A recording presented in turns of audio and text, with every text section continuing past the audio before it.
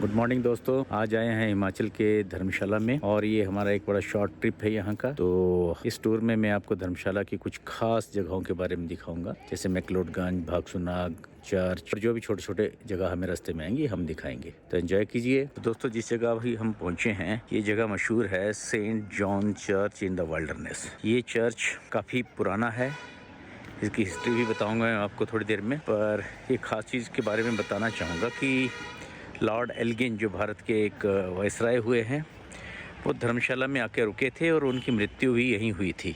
तो यहीं पर उनका ग्रेव है। ढूंढते हैं कहाँ पर, जैसे मिलती है मैं आपको दिखाता हूँ। दोस्तों, ये चर्च है saint John church in the wilderness. ये 1852 में बनाया गया था। और जैसा कि आपको जानकारी होगी कि धर्मशाला का जो अपर धर्मशाला वाला हिस्सा है अंग्रेज़ों द्वारा बसाया गया था।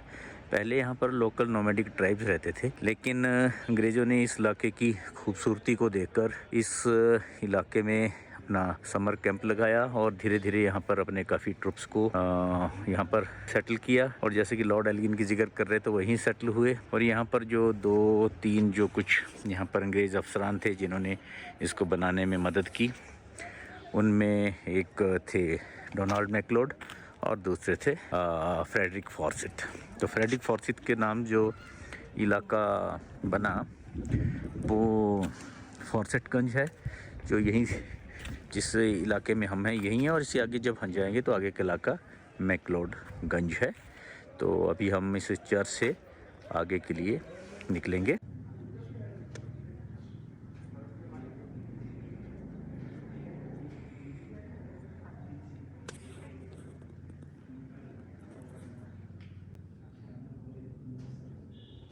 तो दोस्तों, यही वो ग्रेव है जिसकी अभी थोड़ी देर पहले मैं बात कर रहा था।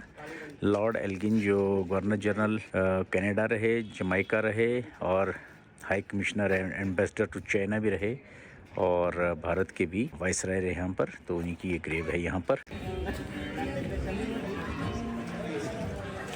दोस्तों, अभी हम पहुँचे हैं भागसुनाग, जो मैक्लोडगंज से लगभग 2 किलोमीटर की दूरी पर है। और यहाँ पर सॉवनियर शॉप्स हैं जहाँ पर आपको टूरिस्ट जो हैं यहाँ से कई तरह की चीज़ें खरीदते हैं, खासकर देने के लिए, इस्तेमाल करने के लिए चीज़ें कम ही होती हैं। शॉल है, हिमाचली टोपियाँ हैं, मफलर्स हैं।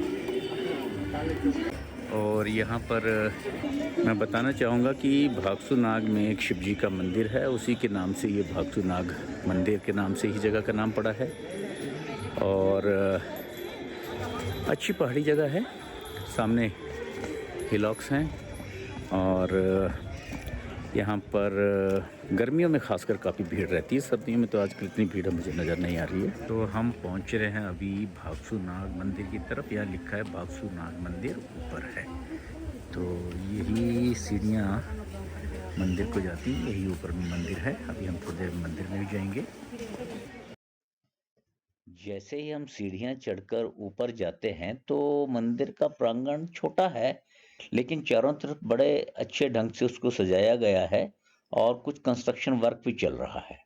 लकड़ी का काम हुआ है और मंदिर के प्रांगण में ही ये बैठने की व्यवस्था की है। शिवलिंग रखे हुए हैं और पीछे खूबसूरत पहाड़ियाँ। अभी तो नहीं है लेकिन बर्फ़ गिरती है, लेकिन इस बार बर्फ़ कुछ कम गिरी है यहाँ पर। भागसुनाग में देखने वाली बात है कि यहाँ ज़मीन से पानी निकलता है, चश्मा है। और इस चश्मे पानी को इतने बढ़िया तरीके से प्रिजर्व किया गया है कि पहले इसका छोटा पॉन्ड और एक स्विमिंग पूल भी बनाया गया है और इसमें नहा भी सकते हैं। लेकिन पानी काफ़ी इस वक्त ठंडा है, इसलिए लोग नहाने नहीं। गर्मियों में जब भी मैं यहाँ आया हूँ तो यहाँ पर लोग नहाते हुए मैंने देखे हैं, खुद भी नहाए हैं कभी, लेकिन इस बार ठंड की वजह से संभव नहीं। दोस्तों, ये जो पानी आ रहा है ज़मीन से आ रहा है और ये चश्मे का पानी है। और इसको बड़े तरीके से कई सालों से जब से मैं देख रहा हूँ यहाँ पर इसको सही से रखा गया है। पानी को स्वच्छ भी रखा जाता है और इस पानी के अंदर में किसी को घुसने की इजाज़त भी नहीं है। और इसके ओरिजिनल जो सोर्स है उसी की तरह यहाँ पर सिंह मुखी झरने बनाए गए हैं जिनके मुख से ये पानी बाहर आ रहा है। यही पानी जब आगे आता है तो उसको इस तालाब में डाइवर्ट किया हुआ है और इसको इतना खूबसूरत रंग दिया हुआ, नीचे नीले रंग की टाइल्स लगाई हुई हैं, तो बड़ा खूबसूरत नज़ारा लग रहा है। तो और हालांकि कुछ इसमें पत्ते वगैरह गिरे हैं, लेकिन फिर भी इतना नीट एंड क्लीन है कि आप नीचे से पूरी तरह से देख सकते हैं इसकी टाइल्स को। तो दोस्तों, धर्मशाला टूर के अगले दौर में हम अब निकले हैं वाटरफॉल की तरफ। वाटरफॉल भागसूनाग से लगभग 1-1.5 किलोमीटर के आसपास है। सर्दियों में पानी बेशक वहाँ कम होगा, लेकिन जब बारिशें होती हैं तो ये इसका नज़ारा देखने वाला होता है। तो अभी हम देखते हैं पहुँच के कि कितना पानी है वहाँ पर। वाटरफॉल का रास्ता अभी काफ़ी अच्छा हो गया है, प्रॉपर ट्रैक बना हुआ है।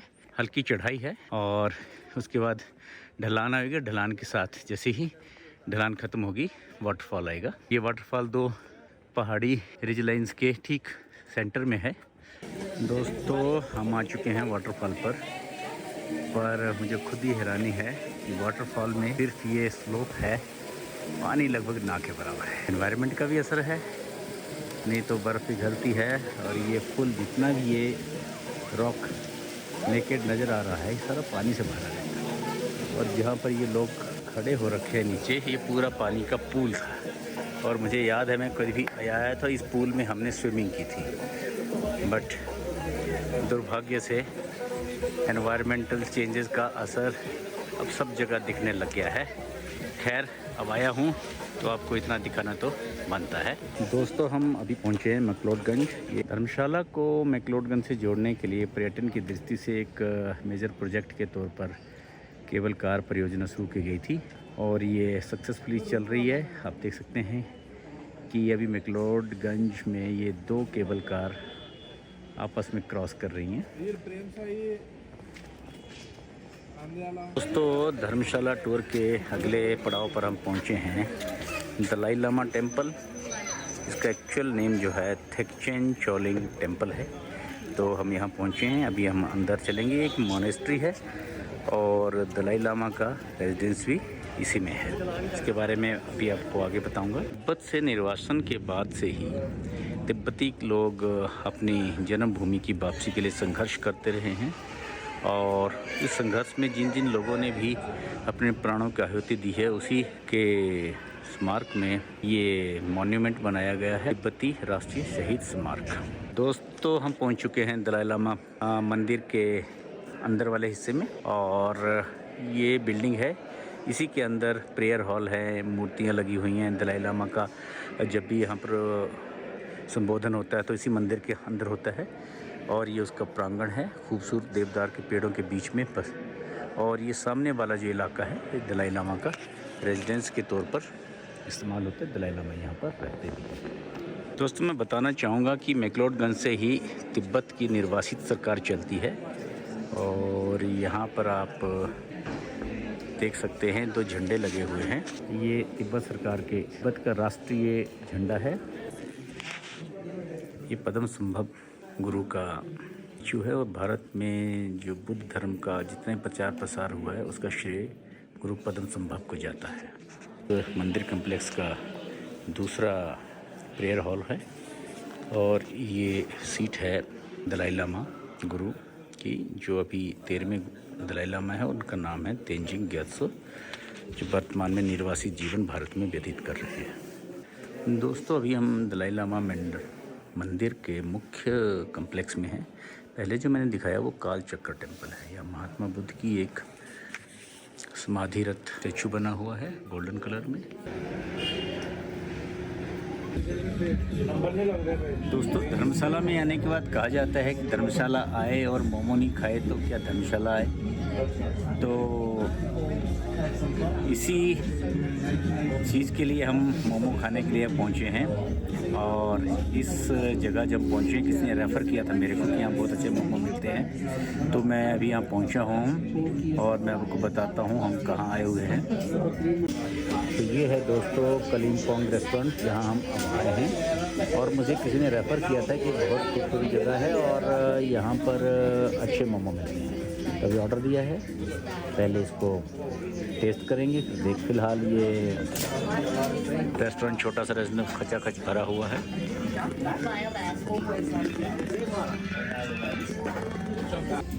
तो दोस्तों मोमो आ चुके हैं और टेस्ट किया है, काफ़ी अच्छे मोमो हैं लेकिन मिर्ची बहुत ज़्यादा है। ड्रेस कभी कभार चलता है, ड्रेस एंजॉय करते हैं और आप भी एंजॉय कीजिए मेरे साथ। तो यहाँ पर हमारा धर्मशाला टूर का ये पार्ट पूरा होता है। फिर मिलेंगे एक बार एक नए वीडियो के साथ। तब तक देखते रहिए, सब्सक्राइब करें, लाइक करें, शेयर करें मेरे वीडियो। धन्यवाद।